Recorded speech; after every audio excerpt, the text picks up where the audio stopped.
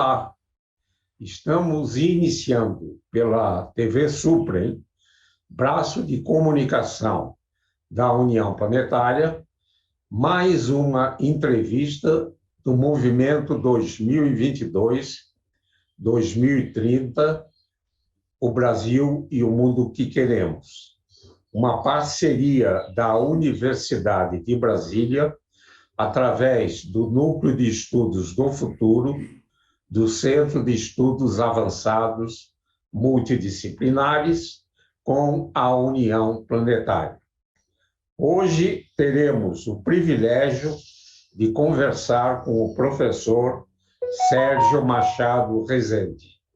Vamos revisitar a formação básica e superior de nosso convidado e conhecer suas atividades, principalmente nas áreas acadêmicas e como gestor. O nosso convidado é graduado em Engenharia Eletrônica pela Pontifícia Universidade Católica do Rio de Janeiro e mestre e doutor em Física pelo Massachusetts Institute of Technology, o MIT, nos Estados Unidos.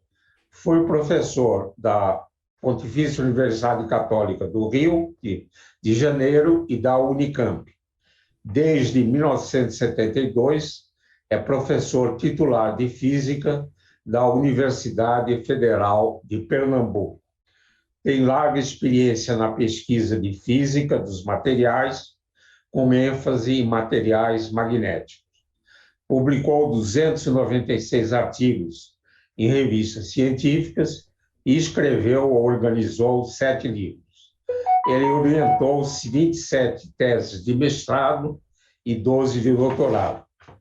Em gestão de ciência e tecnologia, foi chefe do Departamento de Física e diretor do Centro de Ciências Exatas e da Natureza da Universidade Federal de Pernambuco. Foi diretor científico da FACEP e secretário de Ciência e Tecnologia e Meio Ambiente do Estado de Pernambuco, no governo de Miguel Arraes. Foi secretário do Patrimônio, Ciência e Cultura da Prefeitura de Olinda. Foi também presidente da Financiadora de Estudos e Projetos, FINEP, do Ministério da Ciência e Tecnologia. Em 2005, deixou a presidência da FINEP para assumir o cargo de Ministro da Ciência e Tecnologia, cargo que exerceu até 2010. É membro da Academia Brasileira de Ciência, da Academia de Ciência dos Países em Desenvolvimento, da Sociedade Brasileira de Física, da American Physical Society, do Institute for Electric and Electronic Engineers e é membro e presidente de honra da Sociedade Brasileira para o Progresso da Ciência.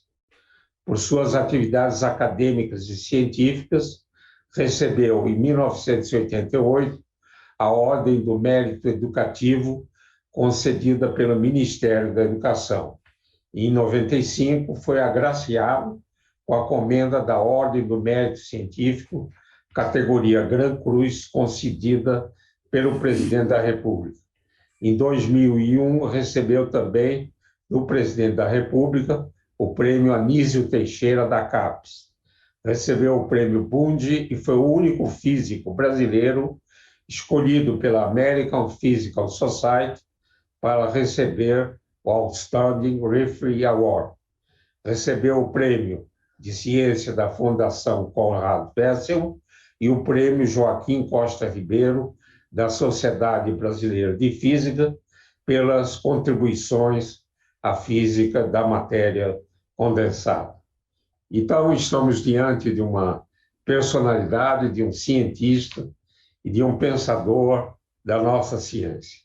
Muito obrigado, sempre ministro Sérgio Machado Rezende, por ter aceito o nosso convite.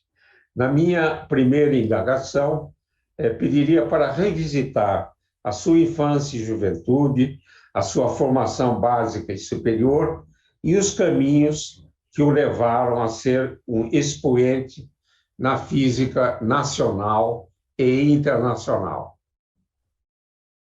Por favor. Muito obrigado a você, Isaac Reutemann, meu colega e amigo de longas datas.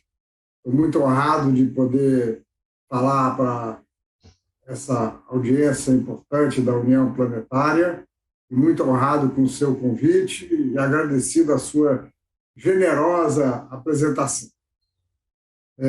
Falar durante 4 ou 5 minutos sobre a minha infância e adolescência realmente não é muito simples, mas eu sempre disse que eu sempre fui um grande privilegiado. Meus pais eram capixabas, do Espírito Santo, e meu pai foi estudar Direito no Rio de Janeiro, e eles se radicaram no Rio, onde eu nasci. Tinha 5 irmãos, éramos 6, de uma família onde meu pai lutava muito. Ele era advogado do sistema do IPASE, que depois se transformou no INSS, e lutava muito para manter a família, assim por diante. Mas era uma família feliz, e por conta dos recursos, mas também de outras razões, eu estudei em escolas públicas. Eu fiz o primário no Colégio Pedro Ernesto, fica na Lagoa, no Rio. Fiz o ginásio científico no Colégio de Aplicação da então Faculdade Nacional de Filosofia da Universidade do Brasil. Eu gostava muito de jogar futebol, de jogar botão, de brincar com os amigos na rua. Nossa rua tinha uma calçada muito grande, muito conveniente para jogar futebol na rua mesmo, né? Não tinha oportunidade de jogar em campos. E era um aficionado do futebol, torcedor doente do Botafogo. Quando o Botafogo tinha Garrincha, Nilton Santos, Didi, grandes expoentes. Depois, nos últimos décadas, eu me tornei um sofredor botafoguense, mas valeu a pena ter feito aquilo. Então, eu não era um estudante estudioso, mas eu tinha que estudar porque meu pai não admitia que eu não fosse aprovado e ficasse em segunda época, como havia naquela época. Então, na minha lembrança, eu estudava o suficiente para passar. Quando cheguei no científico, eu tive um grande professor de física, Luiz Eduardo Machado. E aí eu passei a gostar de física. Como eu gostava, eu estudava, e aí passei a estudar matemática. Também tinha um grande professor de matemática, Oswaldo, não vou lembrar o sobrenome dele agora, mas aí eu passei a ser um bom estudante da área de exatas, física, matemática, química. E com isso, eu queria ser engenheiro. Naquele tempo, não era muito simples ver o papel da física. Eu queria ser engenheiro e a física era básica para engenharia. Então, na época do vestibular, eu fui aprovado dos primeiros lugares no vestibular para chamada Escola Nacional de Engenharia, a gente chamava de Nacional, da Universidade do Brasil, e para a PUC do Rio de Janeiro. Só que a PUC tinha um curso de engenharia eletrônica, enquanto a engenharia nacional não tinha. Então, eu estudei, como eu falei, em escolas públicas, mas fui para uma universidade privada. Naquele tempo, o ensino privado não era caro, o ensino não tinha fins lucrativos, a PUC nunca foi uma universidade com fins lucrativos, como também não eram faculdades que existiam naquela época. Foi na década de 90 que a educação tornou um negócio no Brasil. E com isso eu passei, como falei, bem, e durante a universidade eu fui um ótimo aluno. Estudava porque gostava mesmo, né? E tive professores que tinham estudado fora, em particular um professor que chamava Luiz Carlos Baiana, que era professor de mais de uma matéria minha, ondas eletromagnéticas, comunicações, e ele, então, me convenceu que eu teria chance de ser aceito como estudante de engenharia eletrônica no MIT. Eu apliquei e fui aceito logo, consegui uma bolsa. Então, assim que eu me formei, eu fui para os Estados Unidos. Não havia pós-graduação no Brasil, em 1963, mas eu queria estudar, porque ganhei gosto pelo estudo, né? Então, Isaac, na verdade, eu fui fazer um curso em engenharia eletrônica, fiz o mestrado em engenharia eletrônica, mas fiz doutorado em engenharia eletrônica e materiais. Eu não fiz o doutorado em física, mas tive que fazer várias disciplinas de física porque ia trabalhar em ciência de materiais. E aí eu me tornei físico. Quando eu vim para o Brasil, logo que eu terminei o doutorado, a física, o departamento de física da PUC do Rio tinha o melhor ambiente para pesquisa em física do Rio de Janeiro, e eu voltei então para a PUC, daí então que eu fui professor na PUC durante uns 4 anos. Muito bom. Uma bela carreira, né? Professor Sérgio, poderia descrever suas atividades como gestor na área de ciência e tecnologia, principalmente como presidente da FINEP e como ministro de Ciência e Tecnologia do presidente Luiz Inácio Lula da Silva? Pois não, Isaac, mas eu também tenho que começar do começo, até para justificar, para explicar um pouco mais como é que as coisas aconteceram. Fique à vontade. Em 1970, eu fui professor de 2 estudantes pernambucanos na pós-graduação na PUC, né? Eles foram fazer um curso de Física do Estado Sólido comigo, chamavam eles Cid Araújo e José Roberto Rios Leite. E, quando terminou a disciplina, um dia eles me chamaram para conversar e vieram me apresentar uma ideia que pareceu meio doida. Eles vieram propor que eu fosse para Recife, para Pernambuco, para começar um grupo de pesquisa aqui, onde eu estou agora. E eu achei aquela ideia estapafúrdia, eu ia sair do Rio para um lugar onde não tinha muita física e tal, mas aí eles explicaram o projeto e tal, e me levaram para conversar com Sérgio Mascarenhas, o grande físico saudoso, que faleceu há pouco tempo, né? Um ano e pouco. E Mascarenhas, então, me convenceu que aquilo seria a oportunidade da minha vida. Quando Mascarenhas usou essa expressão, eu falei, esse sujeito está sonhando com a oportunidade da minha vida ir para Pernambuco. O fato é o seguinte, eu vim para Recife, eu era a única pessoa com doutorado há pouco tempo, eu tinha doutorado há 4 anos apenas, mas os outros eram mestres e viriam fazer o doutorado aqui em Pernambuco porque o CNPq ia fazer um convênio com a universidade e iria apoiar a vida de pessoas com muito mais experiência e tal. Bom, o fato é que eu vim, o tempo passou e aquelas pessoas com grande experiência que Mascarenhas disse que viriam, não vieram. E eu tive que me virar. Eu fui chefe de departamento, era a primeira pessoa com doutorado, e tinha que orientar a tese desse pessoal. Então, foi uma época de muito trabalho, de muito aprendizado.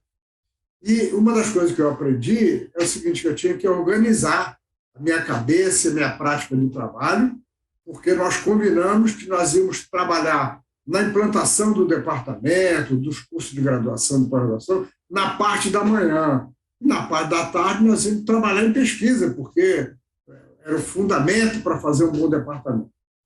Passaram os anos, os primeiros anos foram muito duros, como eu falei, difíceis, mas bem-sucedidos. E aí, então, eu fui ser diretor do Centro de Ciências Exatas, ao qual o departamento participava. Novamente, eu organizava o meu trabalho de tal maneira a fazer a administração, a gestão de manhã e à tarde, a não ser quando tinha alguma coisa muito séria para resolver, dedicada à pesquisa. Então, eu aprendi a organizar a minha vida, a minha cabeça para fazer isso. Alguns anos mais tarde, eu fui o primeiro diretor científico da Fundação Estadual de Apoio à Pesquisa de Pernambuco, a FAPESP de Pernambuco, e também mantive o mesmo sistema. O governador Miguel Arraes, que valorizava muito a ciência, viu a minha gestão na FACEP e, em 1994, me convidou para ser secretário de Ciência, Tecnologia e Meio Ambiente de Pernambuco. Então, veja, isso que eu precisava contar. A gente não vira gestor de uma hora para outra. A gente vai galgando degraus, né? Então, eu fui primeiro gestor de um departamento, depois de um centro, depois de uma fundação, depois de uma secretaria de Estado, de modo que, quando o presidente Lula foi eleito em 2002, o Dr. Arraes sugeriu a Lula que eu fosse para a FINEP, e eu fui, então, ter uma experiência nacional. A minha experiência nacional era em conselhos. Eu fui sempre atuante na Sociedade Brasileira de Física, na Sociedade Brasileira de Propaganda da Ciência, então eu acompanhava a política nacional muito de perto, fui conselheiro do CNPq, mas a minha primeira experiência como gestor executivo foi na FINEP, e onde eu fiquei durante 2 anos e meio, mas aí o ministro de então, Eduardo Campos, saudoso Eduardo Campos, era deputado federal, e o presidente Lula pediu que ele voltasse para o Congresso, porque começava a haver uma confusão, a mídia no Congresso para dinamitá-lo, e ele precisava do apoio do Congresso. E, como Eduardo foi para o Congresso Nacional, eu fui para o Ministério da Ciência e Tecnologia, com aquela experiência acumulada, sabendo que a gente precisa trabalhar com a coletividade, precisa se cercar de gente boa que tem ideia diferente do gestor, para que as ideias sejam debatidas. E eu tive uma sorte muito grande, porque eu fui ministro da Ciência e Tecnologia com um presidente que valorizava a ciência. Aliás, se não fosse isso, eu acho que eu não continuaria. O presidente Lula sempre valorizou a ciência e a educação.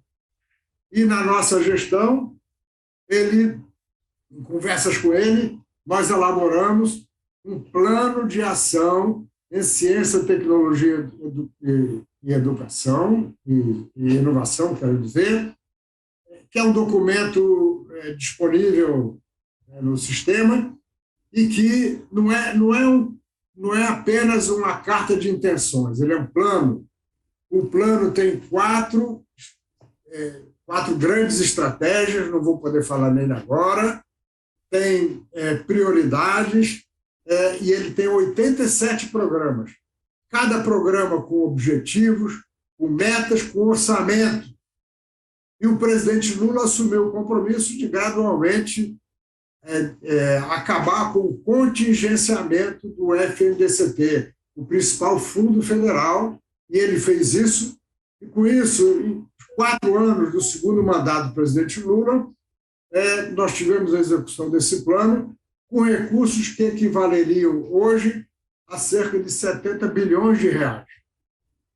E foi, como eu disse, então, uma época importante para a ciência, os pesquisadores da época reconheceram isso, quando nós tivemos oportunidades praticamente para todas as pessoas que queriam ou estudar ou fazer ciência no Brasil, com um aumento grande no número de bolsas de estudos em todas as categorias e aumento de recursos para pesquisa e para pós-graduação. Formidável. Eu acompanhei a sua gestão como ministro de Ciência e Tecnologia, né? E acho que quando resolvemos fazer a ciência e tecnologia e a educação como política de Estado, esse projeto feito, né, a longo prazo, que falta no Brasil, escolher as prioridades e tirar essas prioridades do papel, né, ele vai ser revisto, atualizado e implementado. E esse será um instrumento importante para a gente dedicar um país melhor às próximas gerações. Professor Sérgio, atualmente o desenvolvimento científico e tecnológico está abalado por cortes de investimentos nos centros de pesquisas e universidades, principalmente públicas. Poderia apontar caminhos para superarmos essa realidade que desencanta os jovens e, como consequência, estimula a fuga de cérebros do país? Isaac, como você disse bem, o caminho é ter uma política de Estado para ciência, tecnologia e para educação. E política de Estado quer dizer uma política que não muda de governo para governo. O grande problema do Brasil é exatamente a descontinuidade nas políticas públicas em quase todas as áreas, mas na área da ciência, da tecnologia e da educação nós percebemos de maneira muito gritante. Como eu falei, durante o governo do presidente Lula, os recursos para a ciência e tecnologia, o número de bolsas, assim por diante, fizeram isso, subiram gradualmente. Aí veio o governo da presidenta Dilma, os primeiros anos foram uma continuação dessa linha, naturalmente.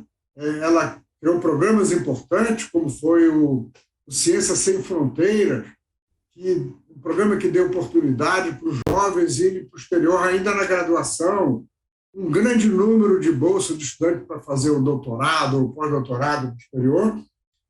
Mas aí, no segundo governo Dilma, já começou em crise, porque assim que ela foi eleita, a oposição não aceitou a derrota nas urnas e começaram a falar impeachment no primeiro mês de governo, em 2015. Então, a partir de meados de 2015, a economia começou a piorar muito, naturalmente, com a instabilidade, grande parte criada pela oposição e com grande ressonância pela mídia.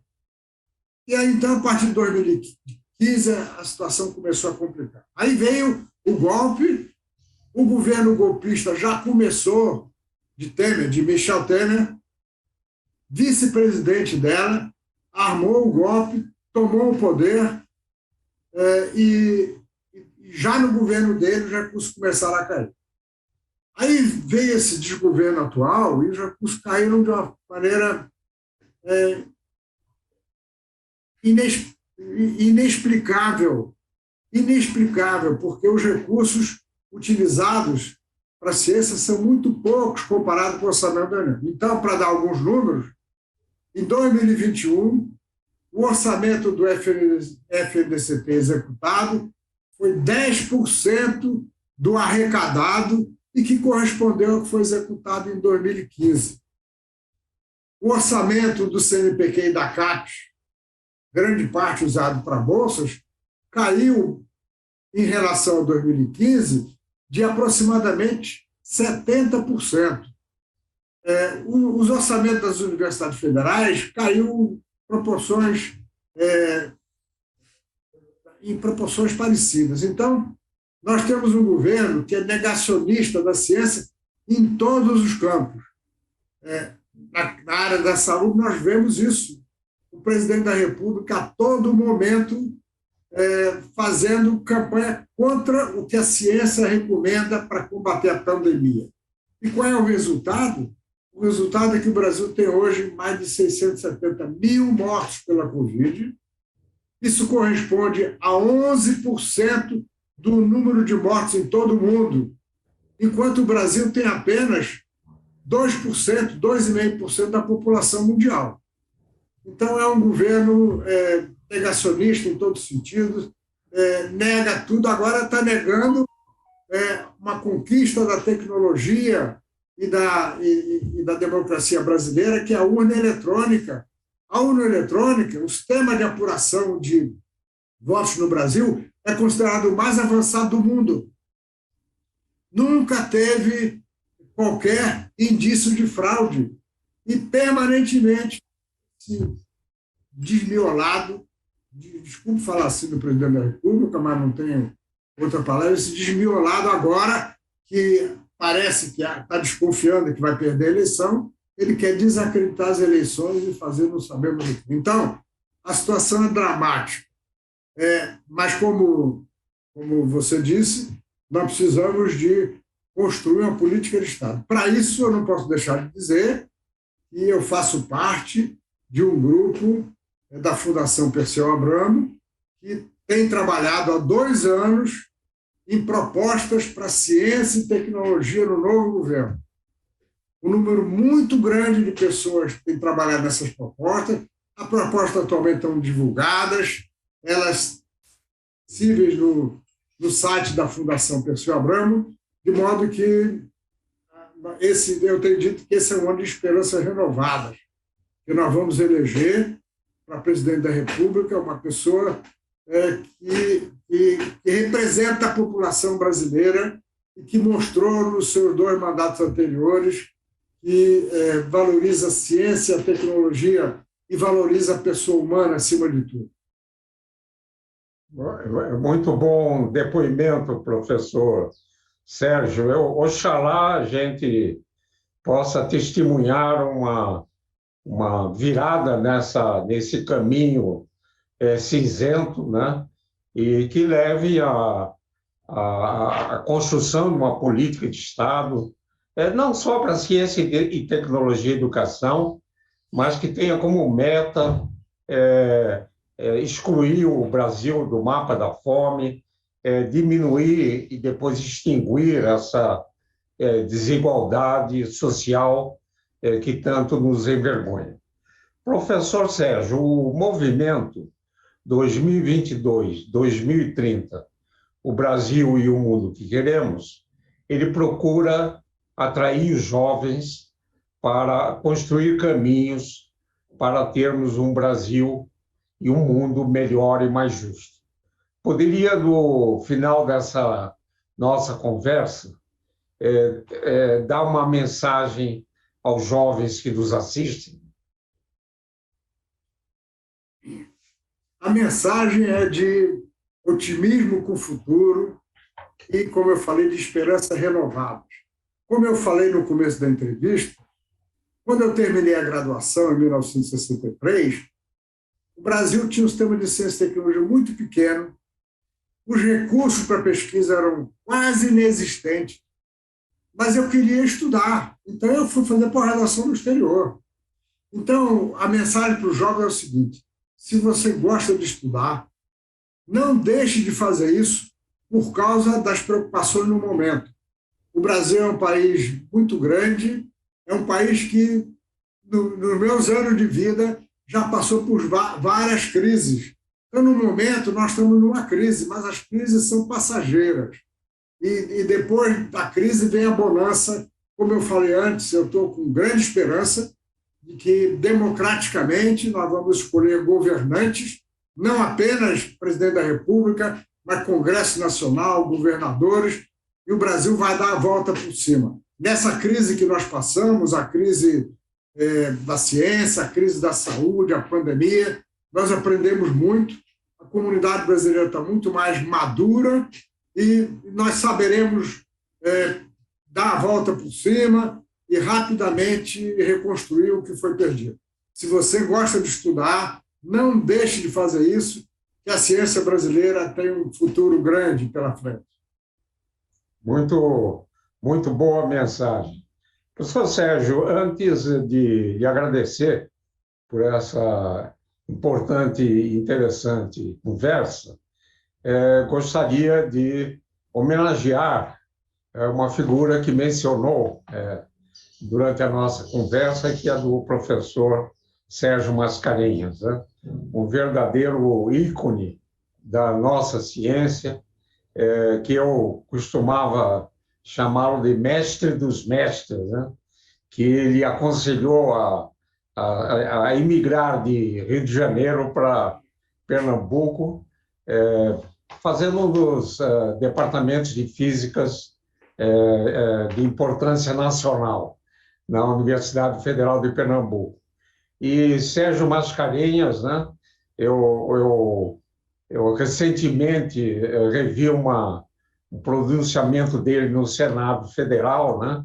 Ele, ele construiu uma metodologia de fazer uma medida da pressão intracraniana, né? Sem intervenção, e foi procurado pela NASA, né? Porque esse é um problema de aumento da pressão intracraniana no vácuo, né? E a NASA quis comprar a patente dele por R$ 15.000, né? E ele, no pronunciamento, ele falou: eu sou da América Latina, mas não sou burro. E fizemos a nossa NASA nacional.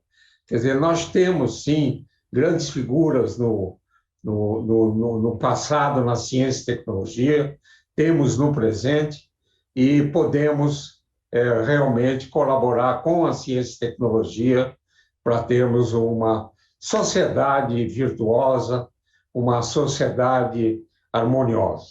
Muito obrigado, professor Sérgio Machado Rezende, por estar aqui conosco e dividir, rever as suas atividades, a sua formação, e